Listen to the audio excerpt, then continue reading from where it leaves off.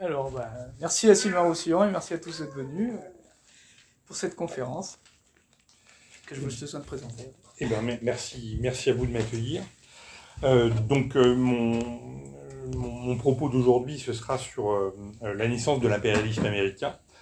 Alors, il fait de doute pour personne qu'il existe un impérialisme américain. Je veux dire, on en a la preuve au quotidien, dans ce qu'on mange, dans ce qu'on voit à la télévision, dans ce qu'on voit au cinéma, etc., etc. Il faut savoir que cet impérialisme américain, il date pas, contrairement à ce qu'on pourrait imaginer comme ça d'emblée, il date pas de 1945. C'est quelque chose qui est beaucoup plus ancien. Et je dirais même que l'impérialisme américain est presque concomitant, en tout cas c'est ma thèse, avec la naissance de la nation américaine.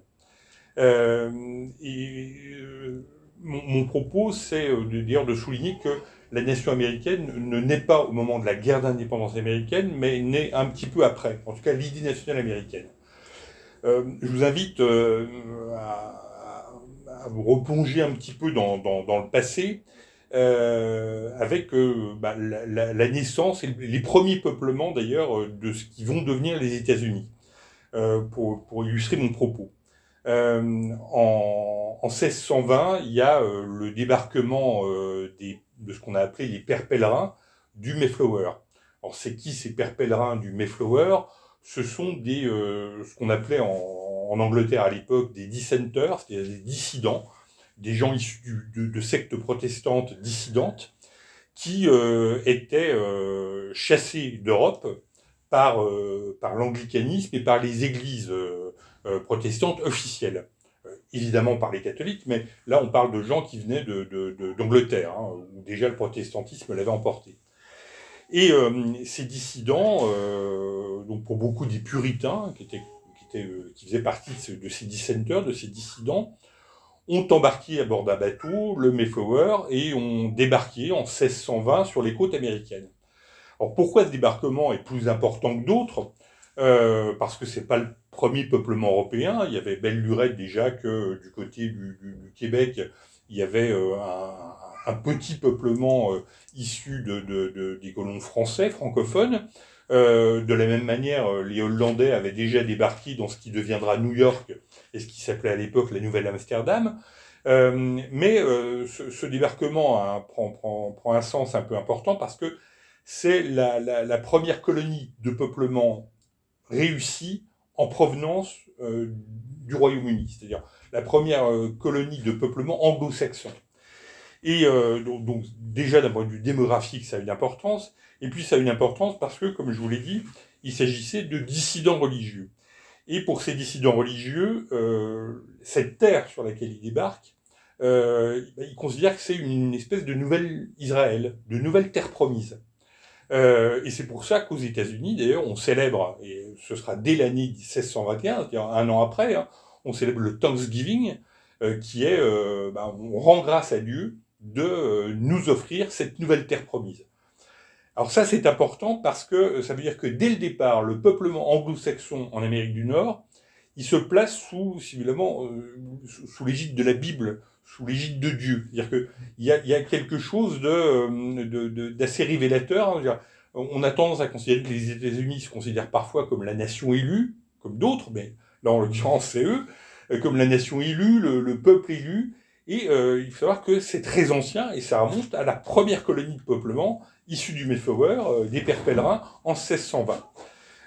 Et au fur et à mesure, ce sentiment d'être le peuple élu qui a débarqué sur une terre qui était promise par Dieu, vraiment un nouvel Israël, hein, c'est un terme qui sera employé dès l'époque, hein, c'est pas moi qui l'invente, va prendre toute sa consistance et tout son poids, et va orienter considérablement l'état d'esprit américain, si tant est qu'on puisse déjà parler d'état d'esprit américain, mais vous voyez, l'état d'esprit des populations anglo-saxonnes sur place. C'est par exemple ce qui va justifier la conquête et le début de l'extermination des populations indiennes, qui sont considérées comme des populations païennes. Et donc à partir du moment où on est anglo-saxon, qu'on est là par la volonté de Dieu, qui nous a fait don de cette terre, on est dans son bon droit d'en chasser les païens et de les exterminer. Et de la même manière, lorsqu'il y aura une guerre entre les colons britanniques, puisqu'on parle d'avant l'indépendance des États-Unis, et par exemple les Français du Canada, eh ben, là aussi, les Britanniques seront dans leur bon droit de tailler des croupières aux papistes, que sont ces populations françaises et francophones installées au nord de ce qui va devenir les États-Unis. Donc, si vous voulez, on a déjà, dès cette époque-là, une espèce de cadre, de contexte qui se pose, qui se positionne, avec ce sentiment un peu confus à l'époque, un peu diffus, d'être finalement une nation différente des autres, et je dirais même une nation au-dessus des autres. Ce qu'on verra par la suite s'affirmer de plus en plus. Et ça va s'affirmer même de plus en plus dès la guerre d'indépendance américaine. Alors, je vais dire quelques mots sur cette guerre d'indépendance américaine. Donc, les dates officielles de la guerre d'indépendance américaine, c'est 1775-1883. En fait, les troubles entre les 13 colonies qui composent le bassin américain et la maison mère en Angleterre ont démarré dès avant. Sur des questions d'ailleurs purement économiques et douanières. Hein. C'est-à-dire que, en fait, il faut savoir que l'indépendance des États-Unis se construit initialement, c'est-à-dire ce qu'on nous présentera ultérieurement comme une lutte pour la liberté, machin, etc. Au départ, c'est simplement une question d'équilibre économique et d'avantage économique. C'est-à-dire que le pays mère, le Royaume-Uni, veut mettre en place un certain nombre de taxes douanières sur les produits qui sont importés en direction des 13 colonies américaines, et à l'inverse, veut lever toutes les taxes pour les produits qui viennent des 13 colonies. Et les colons sur place, évidemment, l'entendent pas de cette oreille, parce que il y a un déséquilibre économique entre ces 13 colonies et le Royaume-Uni, et ça crée des crispations importantes, avec par exemple cet acte majeur, je le cite, c'est une parenthèse que j'ouvre, hein, de ce qu'on a appelé dans l'histoire la Boston Tea Party, où un certain nombre d'Américains jettent à l'eau dans le port de Boston les paquets de thé qui viennent qui sont importés d'autres colonies anglaises sur lesquelles ils doivent normalement payer des taxes. Alors pourquoi j'en parle? Parce que vous connaissez forcément le Tea Party américain, vous savez, c'est parti de la droite américaine, où c'est elle conservatrice, ultra-conservatrice du Parti républicain américain. Et lorsque les journalistes français en parlent, ils parlent du Tea Party comme si c'était la partie de thé avec le petit doigt levé. Parce que les journalistes français, comme beaucoup de journalistes, sont quand même très peu cultivés. Et en réalité, le Tea Party a choisi son nom parce que c'est un nom qui évoque d'une part un élément révolutionnaire, qui est le fait de jeter ses paquets de thé, et un élément constitutif de la nation américaine. Un peu comme si aujourd'hui en France, il y avait un parti qui s'appelait le Parti de la Bastille, par exemple, ou le Parti de la prise de la Bastille. Voilà, je ferme la parenthèse sur cette petite anecdote historique. Et là, vous avez donc de provocation en provocation, de violence larvée en violence larvée, vous avez une véritable guerre d'indépendance qui se mène à partir de 1775, avec la proclamation officielle de l'indépendance des États-Unis en 1776, l'intervention de la France dans ces éléments, hein, d'abord Lafayette en tant que tel en 1777, plus quelques autres Français, hein, dont la présence a été occultée par Lafayette, mais par exemple le marquis de la Rouerie, qui plus tard sera tué pendant la guerre de Vendée.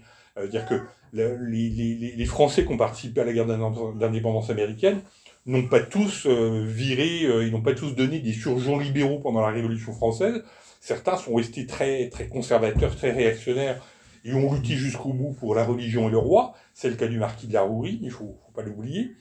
Et vous avez l'intervention officielle du Royaume de France aux côtés des Américains.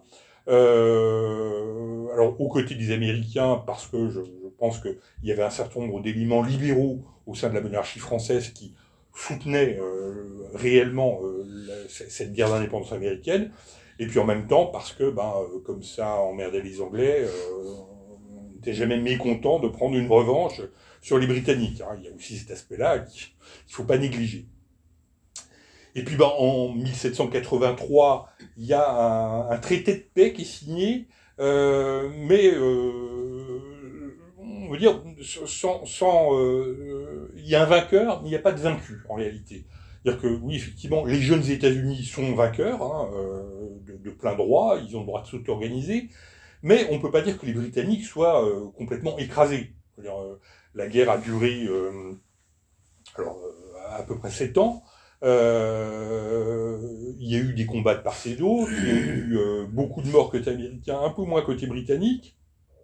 Les Britanniques ont perdu un certain nombre de batailles un peu emblématiques. Si les Américains l'ont emporté, d'ailleurs, il faut bien le dire, c'est en grande partie grâce à l'aide française. Aujourd'hui, on a tendance à l'oublier. Les Américains eux-mêmes ont tendance à l'oublier, mais si la France n'avait pas été présente à ce moment-là, il est fort probable que les Britanniques auraient fini sur la durée par l'emporter. Et en fait, on se retrouve avec une situation un peu bâtarde, avec d'un côté, je le répète, un vainqueur, et de l'autre côté, un pays qui n'est pas complètement vaincu, qui a accepté de signer un traité de paix parce que c'était quand même une guerre qui lui coûtait cher, mais qui ne s'estime pas militairement vaincu, mais militairement terrassé. Et c'est ce qui va générer une ambiguïté par la suite. Mais une ambiguïté qui est partagée aussi côté américain.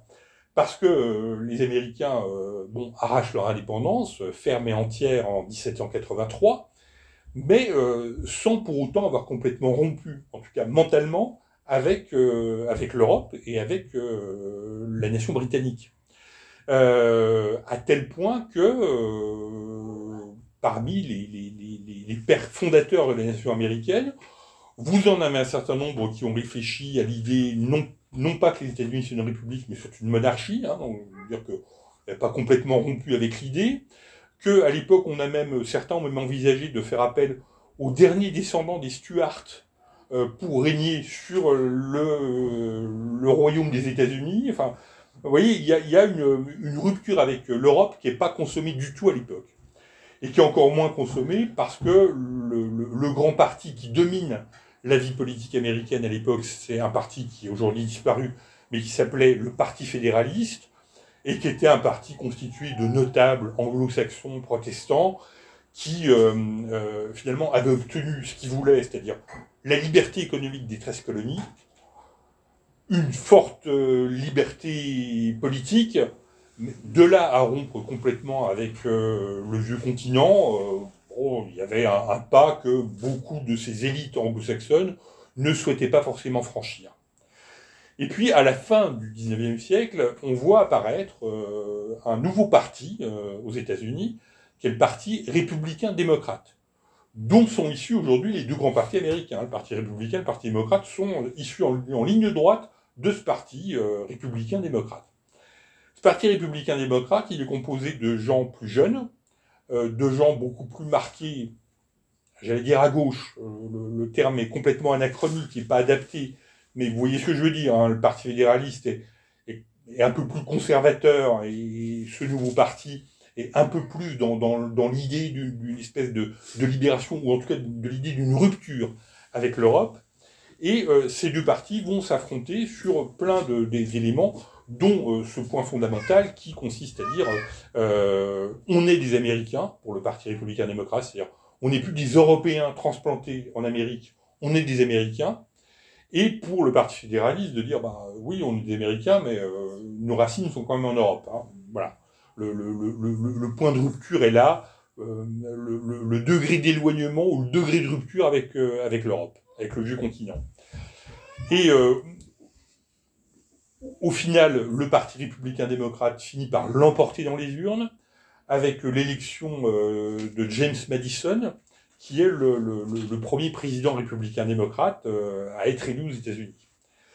Et James Madison est ce qu'on pourrait appeler un faucon, c'est-à-dire que pour lui, la rupture avec le vieux continent passe aussi, et surtout, par une rupture éventuellement violente, avec le Royaume-Uni. Il faut savoir que le Royaume-Uni, comme je l'ai dit, en 1783, ils ne s'estiment pas complètement vaincus. Ils ont signé la paix parce que la guerre leur coûtait cher, mais ils estiment qu'ils n'ont pas été écrasés dans des grandes batailles emblématiques, etc. Même s'il y a eu quelques redditions, comme par exemple la reddition à Yorktown, mais l'armée britannique estime qu'elle n'a pas démérité. Et les Britanniques n'ont jamais, en réalité, complètement accepté l'état de fait et l'indépendance des 13 colonies.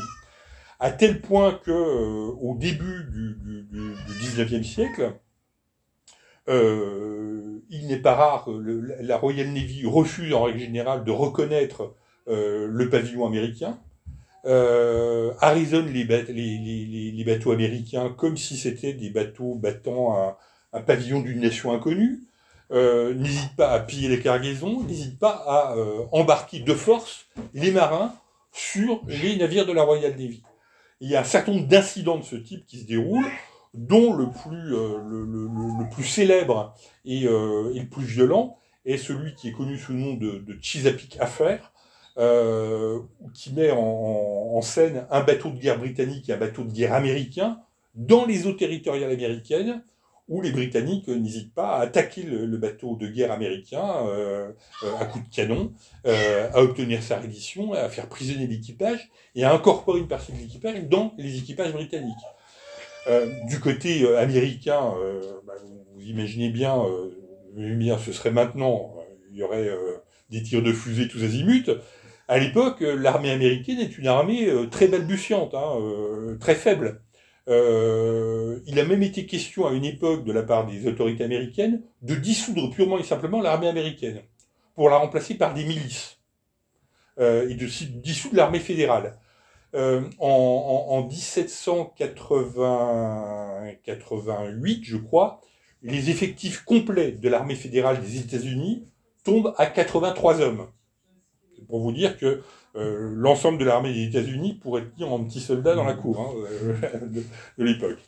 Et les constituants américains estiment qu'une armée de métier est synonyme d'une armée de mercenaires, etc. Ils veulent se concentrer sur une armée de milices, que chaque État lève ses milices. Ce qui explique d'ailleurs l'article 2 de la Constitution américaine, vous savez, qui explique que tout citoyen a le droit de s'armer librement en vue de défendre son territoire, etc., qui fait l'objet régulièrement d'articles sur le droit de s'armer aux États-Unis. C'est l'article 2 de la Constitution américaine, et cet article 2, il date à peu près de l'époque, et c'est l'article qui justifie l'existence des milices, en fait. Milices qui existent toujours sur le territoire américain. Vous avez la garde civile, mais vous pouvez aussi organiser, il y a un certain nombre d'États ou des mouvements proches de nos idées continuent à avoir des groupes de milices qui s'entraînent à tirer, etc. Parce que c'est garanti par le droit et par l'article 2 de la Constitution américaine. Voilà. Donc je ferme cette parenthèse sur l'armée américaine pour vous dire qu'à l'époque de cette Chesapeake Affair en 1807, les Américains sont furieux, mais leur permettent pas d'entrer dans un conflit frontal avec l'armée britannique. Les choses vont changer à partir de 1812, puisque de 1807 à 1812, l'armée américaine s'est réorganisée. Ils ont formé des officiers, ils ont recruté des troupes, ils ont acheté des armes, et d'une certaine manière, ils se préparent à la guerre. James Madison est réélu en 1812, et James Madison n'a pas caché qu'il souhaitait en finir une bonne fois pour toutes avec les provocations de la marine britannique, et avec les provocations britanniques tout court d'ailleurs. Et lorsqu'il est réélu, contre un candidat fédéraliste, réélu de justesse, il décide d'engager le bras de fer avec les Britanniques. Et là, vous allez avoir une guerre qui va durer 2 ans, qui aujourd'hui est complètement oubliée en Europe, pour une raison bien simple, c'est qu'en 1812 en Europe, Napoléon vient d'entrer en Russie. Donc la France et l'ensemble de l'Europe ont les yeux braqués sur ce qui se passe sur leur continent et pas sur ce qui se passe de l'autre côté de l'Atlantique. Mais vous avez une guerre qui démarre entre les Américains d'un côté et les Britanniques de l'autre. Une guerre qui n'est pas inintéressante d'un point de vue tactique, on peut en dire quelques mots. Une guerre qui va se dérouler en grande partie le long de la frontière canadienne, Dans un premier temps, les Américains sont tout feu tout flamme et ils imaginent qu'en l'espace de 3 mois, ils vont plier le sujet et conquérir les provinces canadiennes. C'est leur objectif, hein, c'est de chasser définitivement les Britanniques de tout l'ensemble de l'Amérique du Nord. On peut imaginer ce qu'aurait donné une victoire américaine à l'époque. Hein, le Canada aurait été annexé entièrement et serait devenu, je pense, constitutif des États-Unis qui n'ont pas existé.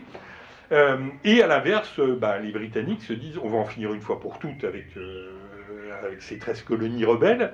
Alors les Britanniques n'ont pas comme objectif de réoccuper les 13 colonies qui, voilà, ils savent qu'on ne peut pas complètement revenir sur le passé, mais l'objectif des Britanniques, et c'est intéressant aussi en termes de géopolitique ou en termes de choses qui finalement ne se sont pas déroulées, l'objectif des Britanniques, c'est de proclamer une nation indienne sur tout l'Ouest américain, et en fait de coincer complètement les 13 colonies américaines le long de la côte atlantique, bloquées au nord par le Canada et bloquées sur tout l'Ouest américain par une nation indienne, une confédération indienne qui aurait été créée à l'époque.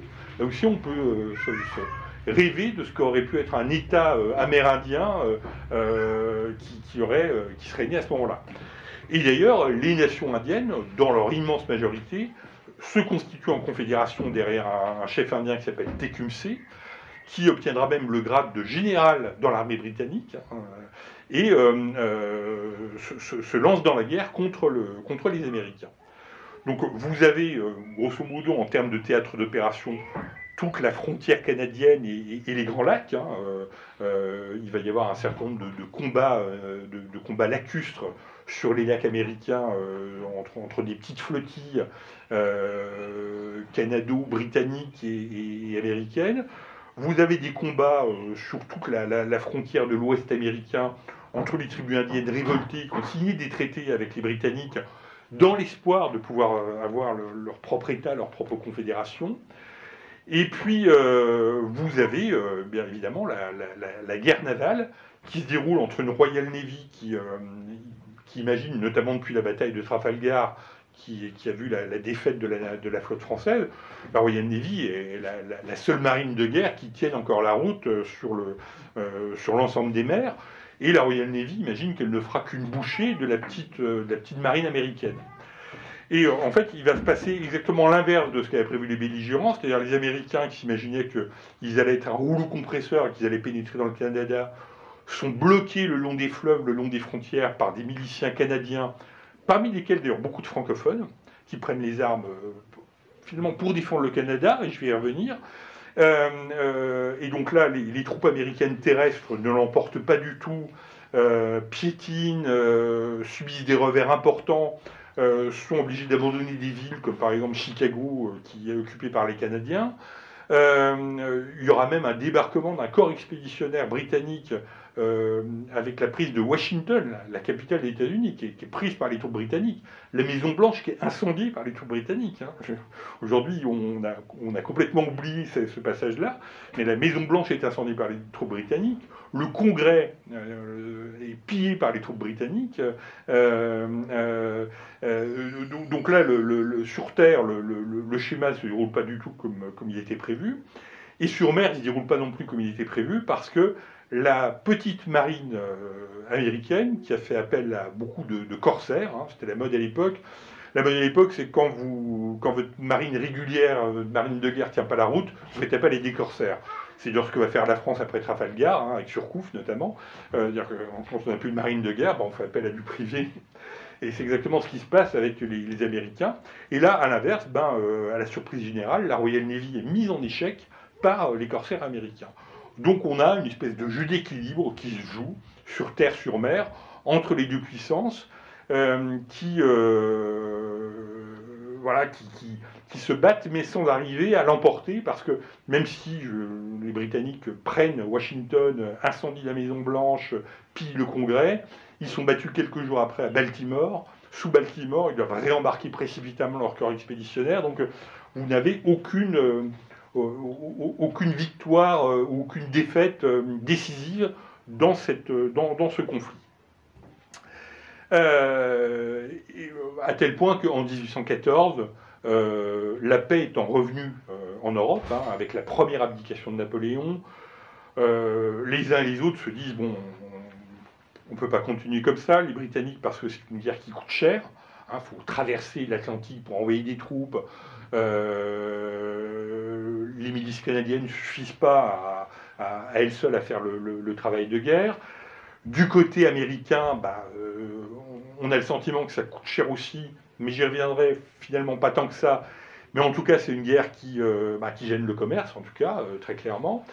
Et les deux parties décident de signer un traité de paix avec un statu quo antebellum, c'est-à-dire en fait, finalement, deux ans de guerre pour rien, puisqu'on revient à quelques epsilon près aux frontières antérieures. C'est-à-dire, chacun rentre chez soi et on considère que, voilà, il n'y a pas de vainqueur, il n'y a pas de vaincu. Alors, la guerre va encore durer un petit peu, pour une raison bien simple, c'est que lorsque les nouvelles à l'époque, la paix est signée en Europe, hein, à Gand, en Belgique, le 2 décembre 1814, et à l'époque, les nouvelles d'Europe aux Amériques mettent à peu près 3 semaines à arriver, hein, par bateau. Et une fois qu'elles sont arrivées en Amérique, encore faut-il les diffuser sur un territoire qui est très vaste et parfois lointainement isolé. Donc c'est pour ça qu'il y aura encore des combats pendant quelques mois, le temps que jusqu'au fin fond du territoire de l'Ontario, on arrive à prévenir tel poste avancé que ça y est, c'est plus la peine qu'on arrête. Cela étant, il y a encore une dernière bataille, même la plus importante en termes d'effectifs, qui se déroule après la signature du traité de paix, mais avant que soit connue la signature, donc en décembre, fin décembre 1814, qui se déroule, c'est la bataille de la Nouvelle-Orléans. Alors, je la cite pour mémoire, simplement parce qu'un certain nombre de francophones y ont participé. La Nouvelle-Orléans, c'est en Louisiane. La Louisiane est devenue américaine depuis 1803. Mais elle est devenue américaine essentiellement sur le papier. Hein. Napoléon a vendu la Louisiane aux Américains. Et sur place, les habitants de la Louisiane et de la Nouvelle-Orléans continuent à parler français, ils ont leurs journaux en français. La politique d'américanisation à outrance et anti-française menée par les États-Unis viendra plus tard. Là, à l'époque, la Louisiane, c'est un morceau de France transposé aux États-Unis. Et les Français se soucient, les populations francophones de Louisiane se soucient, à vrai dire, en réalité, assez peu de ce qui se passe et du conflit. C'est un truc entre anglo-saxons, et ils se sentent assez peu concernés. Jusqu'au jour où, en 1814, fin 1814, les troupes britanniques ont décidé d'ouvrir un second front et débarquent un corps expéditionnaire en Louisiane.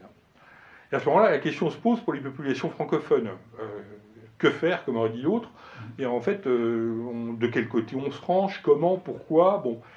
Et puis quand même, il y a le sentiment non pas d'appartenance à la nation américaine, on n'en est pas encore là du côté de la Louisiane, mais le sentiment de se dire, bon, c'est quand même des Anglais qui ont débarqué. Donc on va pas laisser faire les choses.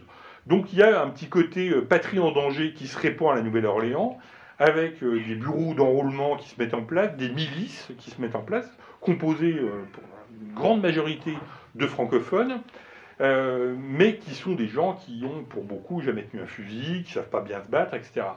Et du côté de l'état-major américain, où on a dépêché sur place un général, le général Jackson, futur président des États-Unis, le général Jackson est un peu inquiet parce que sur place, il ne voit pas très bien comment, avec son petit noyau de troupes régulières, plus toutes ces milices diverses et variées qui ne parlent pas forcément sa langue, comment il va arriver à lutter contre un corps expéditionnaire qui est le plus gros corps expéditionnaire débarqué par les Britanniques durant cette guerre.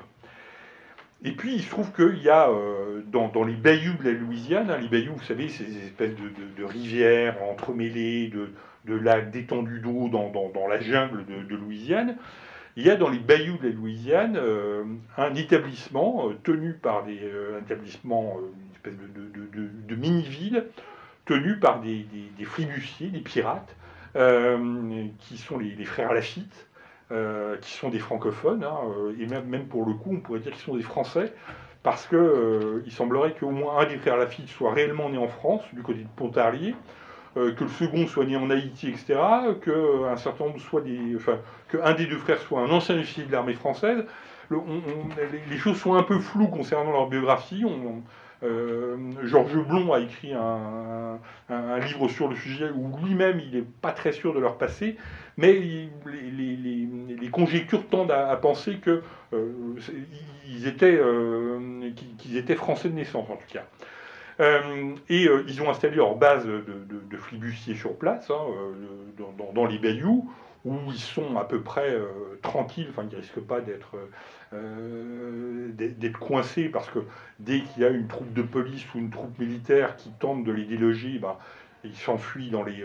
voilà, et quand je dis qu'ils ont installé un établissement, on parle de 700 hommes quand même, hein, c'est pas la bande du quartier d'à côté, quoi. Donc 700 hommes avec des bateaux, des canons, des postes d'approvisionnement, enfin bon, c'est pour ça que beaucoup pensent que c'est d'anciens officiers de l'armée française, en tout cas pour l'un des frères. Et à ce moment-là, la population francophone et le maire de la Nouvelle-Orléans, Jean-Baptiste Giroux, va voir le général Jackson et dit « Mais si vous avez peur de ne pas pouvoir lutter contre les Britanniques, appelez les Baratariens, ils sont installés dans le bayou de Barataria, appelez les frères Lafitte. » Et il va y avoir des négociations. Au départ, les Américains ne veulent pas entendre parler de faire appel à des pirates, hein, c'est pas moral. Et puis finalement, devant le danger, ils font appel. Les frères Lafitte négocient une amnistie complète pour tout ce qu'ils ont pu faire dans le passé, et ils mettent à disposition leurs 700 hommes qui vont faire merveille, si je puis dire, devant les troupes britanniques, parce que ils savent se battre. Le combat naval leur a appris que pour l'emporter, il fallait viser d'abord les officiers. Et lors de la bataille de la Nouvelle-Orléans, va être une véritable hécatombe en termes d'officiers britanniques, parce que les hommes des frères Lafitte tirent en priorité sur les officiers pour désorganiser les chaînes de commandement sur le terrain durant la bataille. Je veux dire, une unité qui n'a plus d'officiers, c'est une unité qui ne sait plus s'orienter, qui a tendance à refluer, à reculer, qui n'a plus envie de se battre, qui est plus emmenée vers l'avant. Et voilà, donc je termine avec cette bataille, qui est une bataille pour rien en réalité, puisque, je le rappelle, la paix est déjà signée. Mais sur place, les belligérants l'ignorent, et c'est la bataille la plus importante de cette guerre, qui est une bataille pour rien. Alors, pourquoi je reviens maintenant à cette guerre et à cette fin de guerre.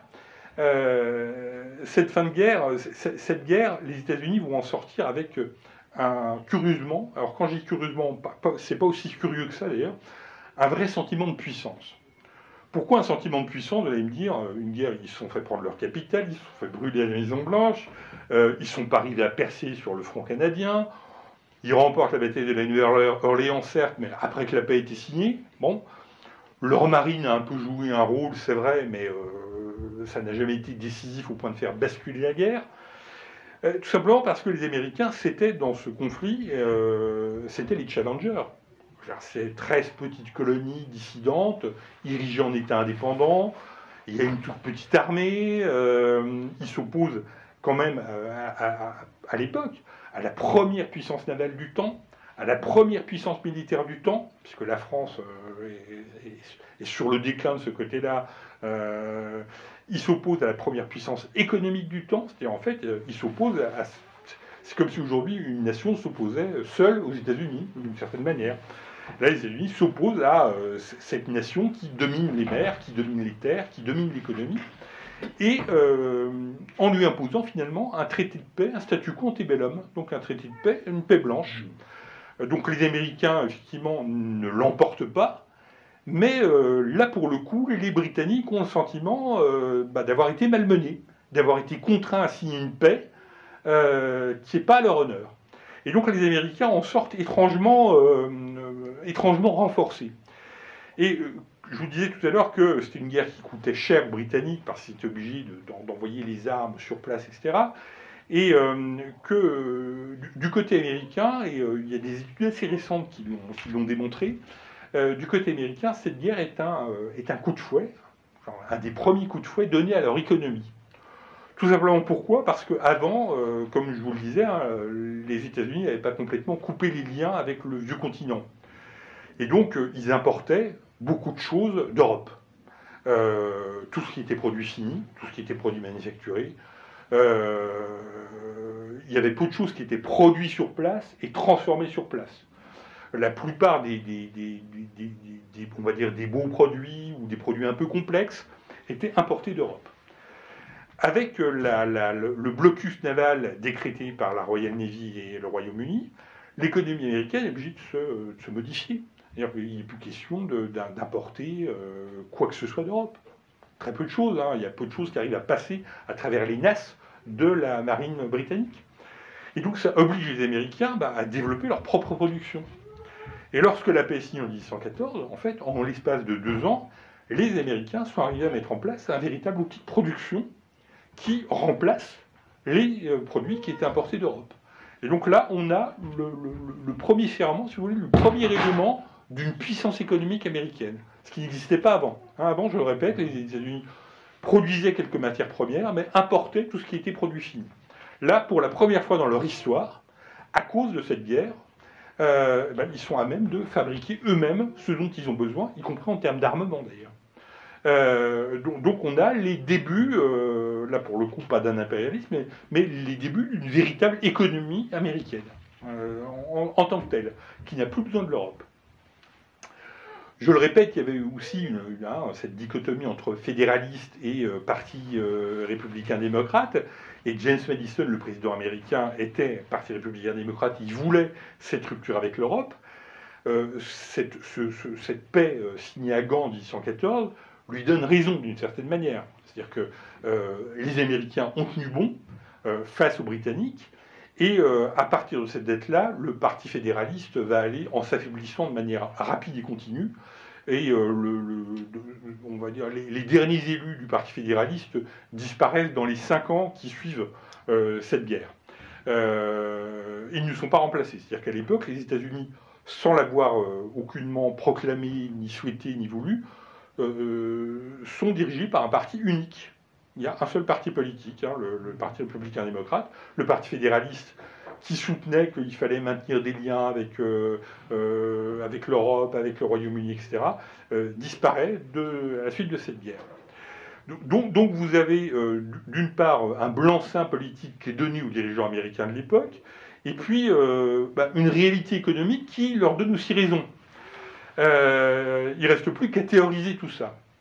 Et cette théorisation de ce sentiment national américain, vous voyez de quelle manière ça émerge, le sentiment national américain, là, à l'occasion de cette guerre, et pas du tout à l'occasion de la guerre d'indépendance. Ça va être théorisé par un monsieur qui s'appelle James Monroe. Alors James Monroe, c'est qui?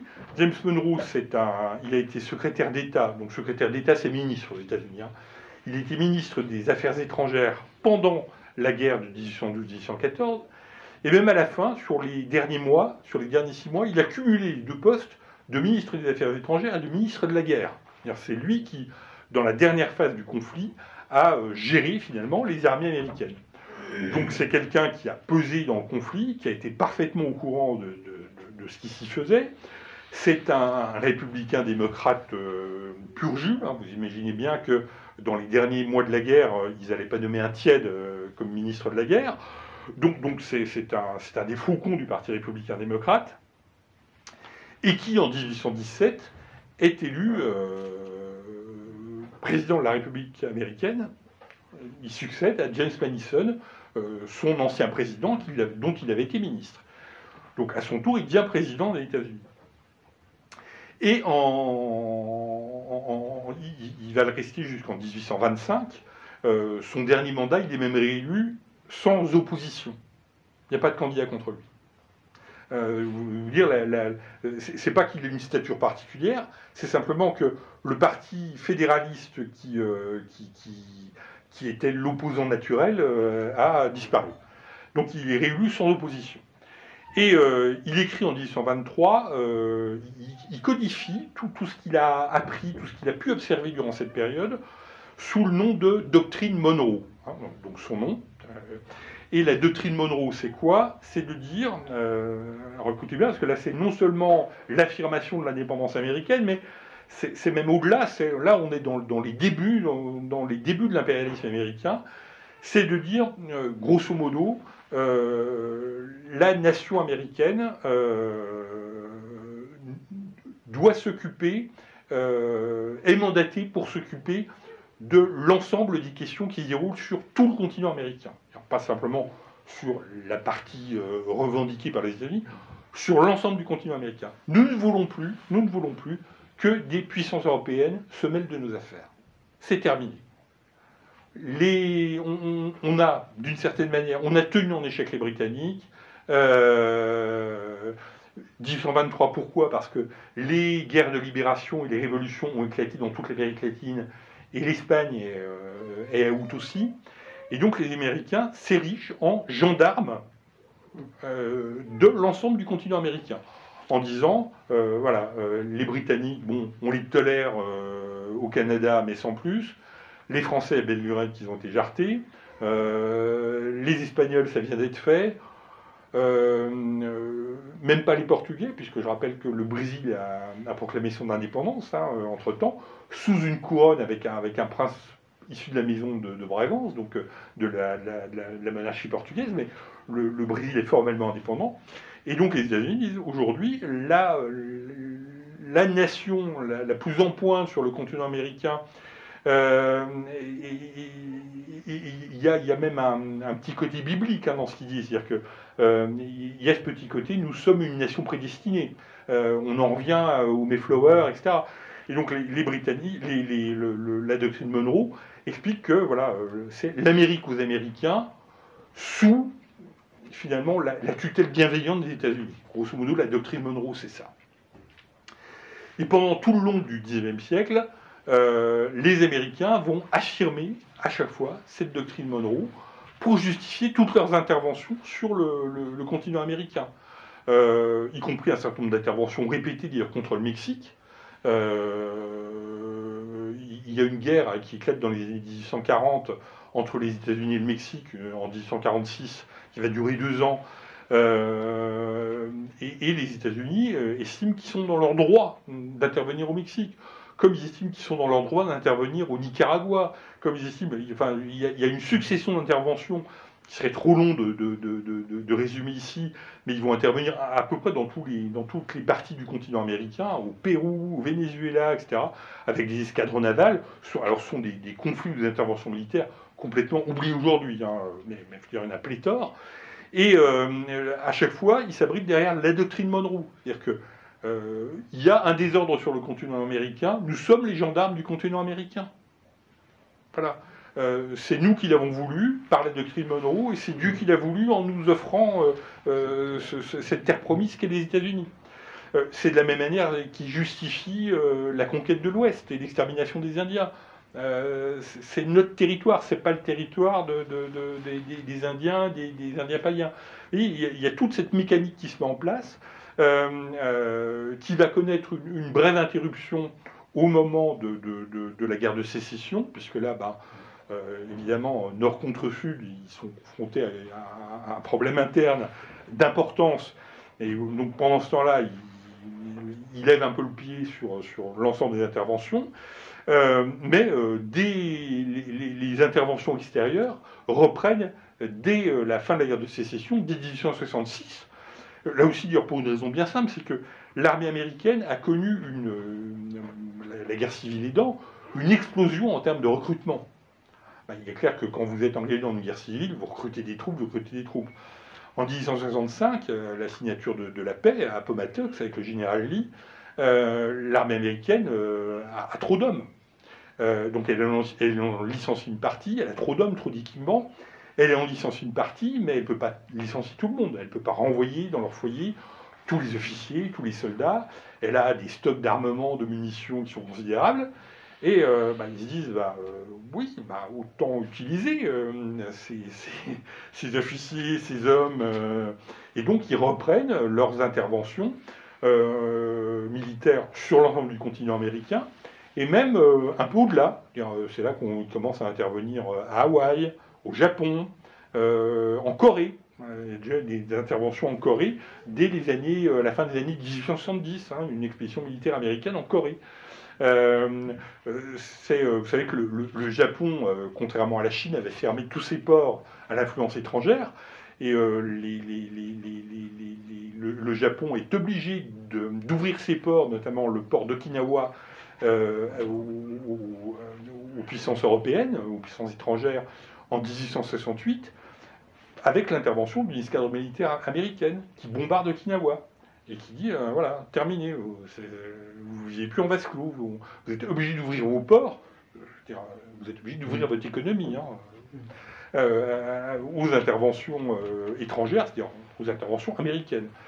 Donc on a, à la suite de la guerre de sécession, qui a été une pause de 4 ans, on a à nouveau un retour, et c'est un retour en force, parce que là il y a des moyens, parce que là aussi l'économie américaine a bénéficié de la guerre de sécession, parce que toute période de guerre crée une espèce de dynamisme aussi en termes de production, d'activité.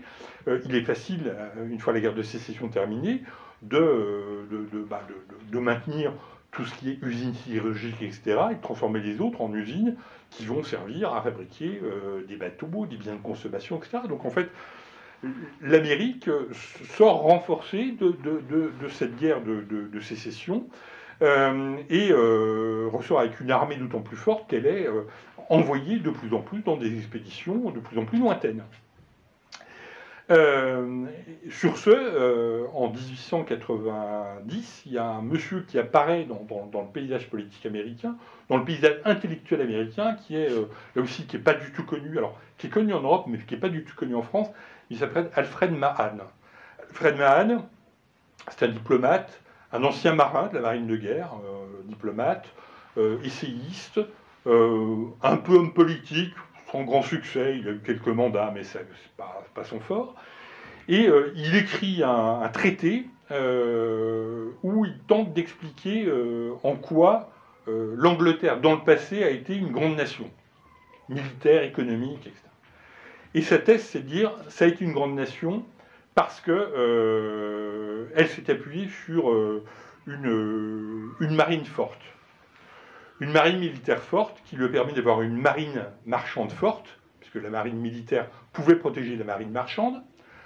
Ça lui a permis donc de développer un commerce extérieur très fort. Ça lui a permis d'avoir accès à des matières premières à l'autre bout du monde et de les ramener chez elle. Et ça a permis, en occupant tel ou tel point sur le globe, d'avoir un certain nombre de points d'appui pour permettre à sa marine marchande comme à sa marine de guerre de se ravitailler, de retaper les bateaux s'il y avait besoin, etc. Bon. Et il dit, nous les États-Unis qui maintenant avons une économie forte, sommes sortis de nos différents troubles civils, qui sommes une nation entièrement constituée, la conquête de l'Ouest est achevée en 1890, les guerres indiennes aussi, enfin, le dernier incident, si je puis dire, c'est 1891, donc, mais c'est la fin, c'est terminé. Donc Mahan dit, voilà, c'est la voie qu'il faut suivre. Si on veut devenir la première nation du monde, c'est la voie qu'il faut suivre. Et Mahan est, je dis, en France, ces livres sont traduits à l'époque, sont pas du tout étudiés. Ils seront par contre traduits en allemand, où l'état-major du Kaiser les fera distribuer à tous les officiers de marine allemands, pour qu'ils en prennent conscience, qu'ils le lisent, etc. Au Royaume-Uni, le livre est à la fois un succès et un scandale, parce que les Britanniques se disent, mais ils sont en train de nous voler notre... Voilà. Bon, il n'y a qu'en France où on ne s'en est pas du tout préoccupé, on n'a pas du tout intégré la logique de Mahan. Mais voilà, Mahan, en tout cas, met ça en place. Et les écrits de Mahan ont un impact particulier sur un certain nombre d'hommes politiques et de businessmen américains. Et parmi ces hommes politiques qui prêtent une attention très forte à Mahan, il y a Theodore Roosevelt, qui à l'époque est un jeune homme d'affaires, un peu aventurier sur les bords. Je dis un peu aventurier sur les bords parce qu'il s'est beaucoup battu en duel, enfin bon, etc. Et qui a beaucoup étudié la guerre de 1812, dont on parlait. Theodore Roosevelt a écrit un livre sur la guerre de 1812, qui est paru juste avant le livre de Mahan. C'est-à-dire que Theodore Roosevelt, en fait, lit les deux. il considère que 1812, c'est la naissance de la nation américaine, que de là découle la doctrine Monroe, et il voit surgir ce traité de Mahan, qui est un traité d'impérialisme. L'impérialisme explique au nul, en fait, c'est ça. Et il se dit, voilà, il y a quelque chose à faire. Et Theodore Roosevelt est élu vice-président des États-Unis en 1898. Le président en titre est assassiné par un anarchiste. Donc il devient président lui-même. Et en 1904, Theodore Roosevelt prononce un discours qui sera restitué sous forme écrite. On appelle ça que je retrouve, le corollaire Roosevelt. Voilà. Je cherchais le mot corollaire. Le corollaire Roosevelt, qui est aussi connu, qui est aussi rentré dans l'histoire sous le nom de corollaire de la doctrine Monroe, où Roosevelt, en fait, prolonge la doctrine Monroe. Donc, je vous rappelle, la doctrine Monroe, c'est finalement la sphère d'influence des États-Unis, c'est l'ensemble du continent américain, et nous en sommes le gendarme. Le corollaire Roosevelt, c'est de dire la sphère d'influence des États-Unis, c'est le monde entier. Et nous en sommes le gendarme. Et là, vous avez, de 1812, grosso modo, à 1904, vous avez toutes les bases, étape par étape, jetées de ce qui est devenu l'impérialisme américain. Voilà. Je vous remercie de votre attention. Merci. Alors maintenant, si vous avez des questions sur ce sujet ou sur un autre. Donc l'idéologie mondialiste serait américaine. Est-ce qu'elle a d'autres essences, l'idéologie mondialiste? Parce qu'il y a une notion de... Elle a d'autres essences, oui, tout simplement parce que, comme je disais, enfin, elle est américaine, mais elle est américaine avec au départ un certain nombre de présupposés bibliques. Non, mais quand les États-Unis disent, enfin, quand les Américains, les pèlerins du Mayflower disent c'est une nouvelle terre promise, c'est un nouvel Israël, oui, enfin, d'une certaine manière, on pose aussi une partie du décor. Justement, il y a quelque chose qui m'échappe sur ce point-là, c'est que par rapport à Israël, moi aussi, j'observe comme ça dans le monde des Soros, des Attali, qui prônent cette idéologie mondialiste. Mais quand on va creuser un petit peu plus loin, on se rend compte que dans l'essence du judaïsme, il n'y a rien qui dit ouvertement coloniser le monde, en fait. Alors, j'apporte juste un petit bémol, c'est que les Américains ne sont pas des mondialistes, sont des impérialistes. Le mondialisme, c'est bon pour nous, c'est pas forcément bon pour les Américains. Les États-Unis mènent une politique protectionniste que nous ne menons absolument pas. Voilà, les Américains, enfin les États-Unis ne sont pas une puissance mondialiste. L'économie américaine, elle fonctionne à sens unique. Lorsque... il y a une notion, je prends mais je donne rien. Exactement, on n'est pas dans un mondialisme complet, total, où finalement chacun fait... Non, on est dans un impérialisme où lorsque ça m'arrange, je prends, quand ça ne m'arrange pas, je ne prends pas. Je ferme mes frontières quand ça m'arrange. Je mène la politique monétaire qui est la mienne, sans tenir compte. Enfin, les États-Unis, c'est pour ça que voilà, c'est pas du mondialisme, c'est de l'impérialisme. Je comprends. Comme l'Israël, d'ailleurs. Oui, effectivement, oui. Mais qui est elle-même, du coup, déconnectée à l'essence même de leur religion à la base. C'est pas ce que je veux dire? C'est-à-dire que leur religion, c'était d'attendre le Messie, et puis derrière, ils l'ont crucifié, forcément. Alors, pas pour tout ça.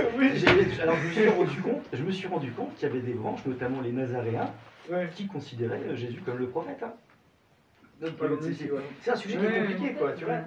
Pourquoi c'est l'Angleterre qui a... les Anglais qui ont supplanté? Pourquoi on parle anglais aux États-Unis? Pourquoi on ne parle pas français alors que c'était français, le hollandais qui étaient là avant les Anglais, qui ont réussi à s'implanter avant? Alors, déjà parce que les Britanniques ont mené une politique d'implantation démographique beaucoup plus dynamique que les autres. Il se trouve que la France a aussi perdu le Canada.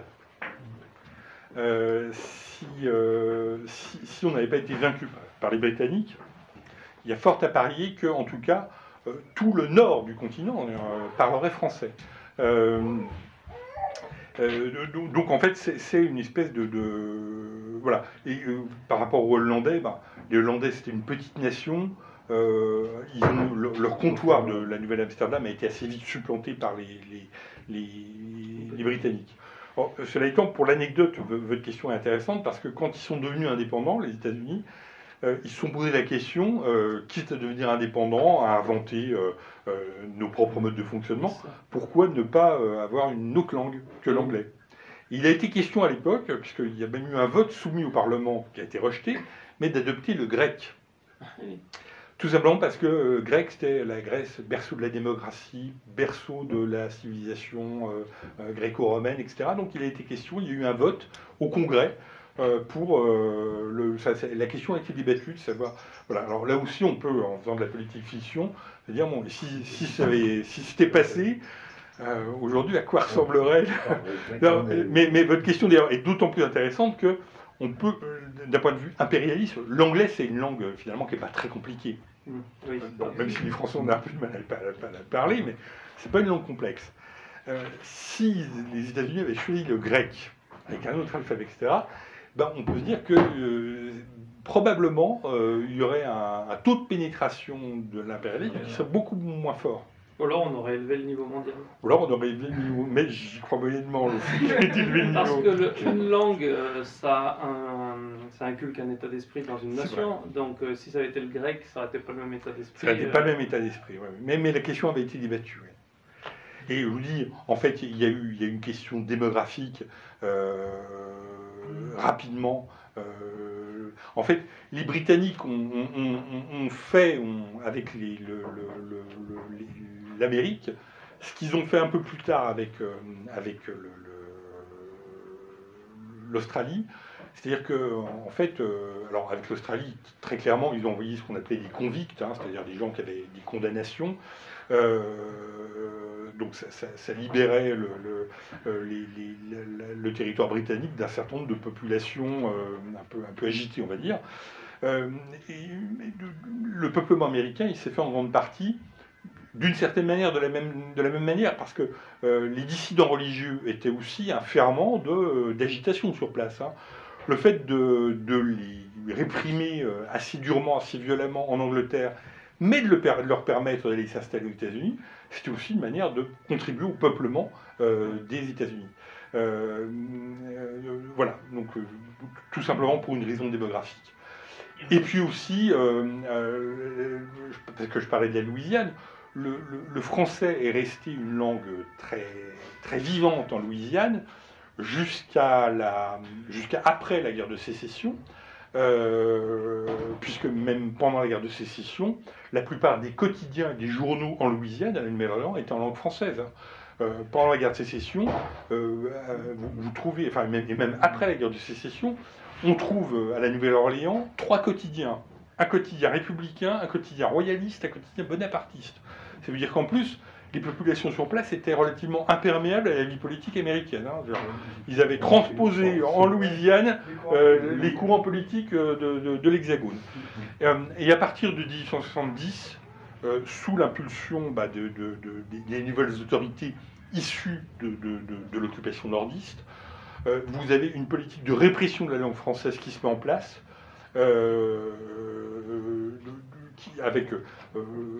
qui va aller jusque dans les années 1920, jusqu'à l'interdiction du français, même en partie dans la sphère privée. Alors quand je dis en partie dans la sphère privée, pas dans les familles, mais par exemple dans les écoles privées, interdiction de parler français, etc. Donc en l'espace de 2 à 3 générations, le français comme langue vivante en Louisiane disparaît complètement. Il y a un petit frémissement aujourd'hui, mais très honnêtement, je pense que ça n'ira pas très très loin, quoi. Voilà. Si d'ailleurs les Américains avaient gagné la guerre de 1812, avaient occupé le Canada, j'en parlais il n'y a pas très longtemps avec des identitaires québécois, on est arrivé à la conclusion, eux et moi, que vraisemblablement le français aurait aussi disparu du Québec. Parce que, en fait, voilà, les Américains ont bien compris que la langue, c'est aussi un élément d'homogénéité d'une nation. C'est pour ça que la bataille du vocabulaire est importante dans le combat de la C'est pour tout à fait, oui.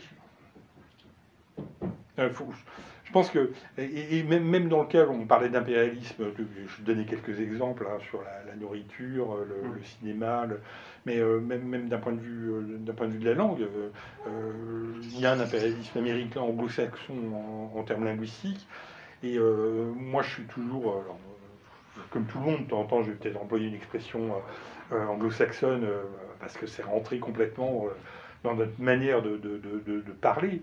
Mais c'est dramatique, quoi. Il faut se battre contre ça. Et d'ailleurs, moi j'invite tous nos amis à chaque fois par exemple, qui butent sur un mot, hein, il y a des mots anglo-saxons, on ne sait pas forcément parfois par quoi les remplacer. Allez regarder du côté des Québécois qui, eux, luttent au quotidien sur leur affirmation linguistique, parce que là, pour eux, c'est une question de survie. Généralement, ils ont toujours le mot en français qui...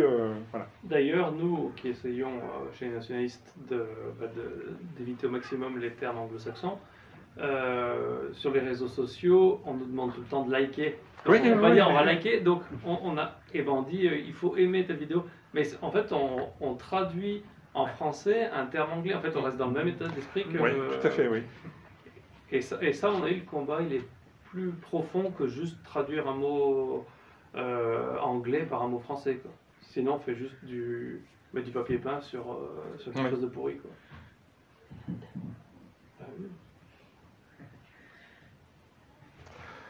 Voilà, je vous invite, elle est ancienne, ancienne, elle date de mars-avril 2023, donc la revue d'histoire européenne, qui est une revue qui est plutôt dans notre mouvance, qui a pris la suite de la nouvelle revue d'histoire. Voilà, il y a un dossier spécial sur les États-Unis, la guerre permanente, qui reprend et qui va même au-delà du propos que j'ai tenu ce soir, sur en fait l'idée d'une nation américaine impérialiste. Voilà. Impérialiste, je veux dire, par essence. Ouais, très bien. Ah, merci beaucoup. Voilà.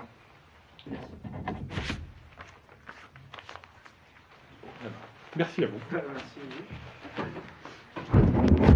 J'en suis assis.